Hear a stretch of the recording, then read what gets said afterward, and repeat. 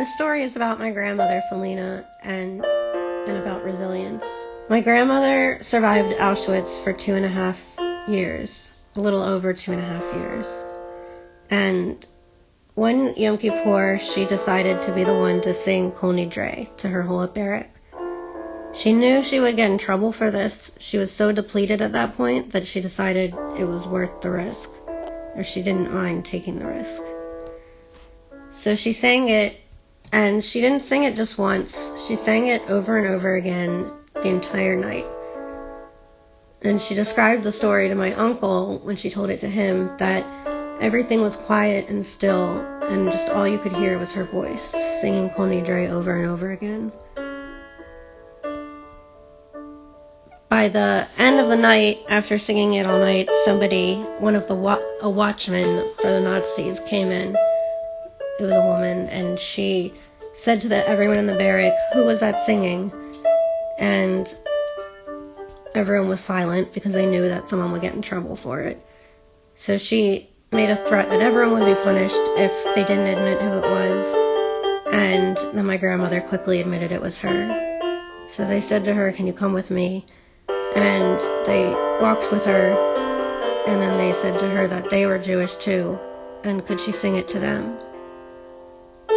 So she sang them Kol Nidre. And then the next day, the Commandant asked to talk to her. So at that point, she thought again she was in trouble, and she went to talk to the Commandant. And when she went in there was all kinds of food set up, and he offered it to her. And she thought it was some sort of trick at first because it was Kol Nidre and she wasn't eating, and she declined it.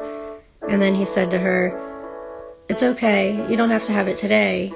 You can have it another day besides today."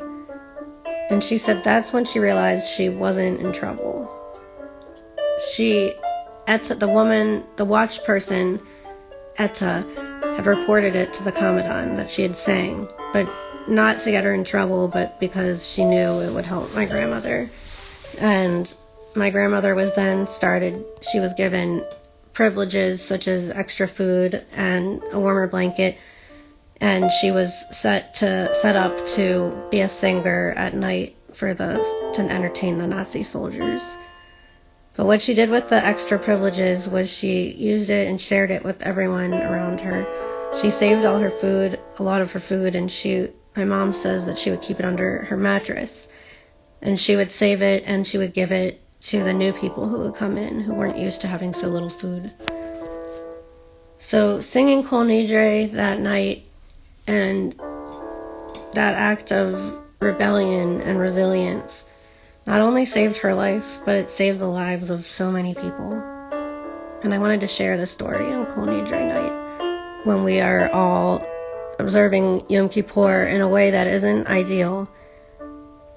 And I thought it could help to have this message of strength and resilience.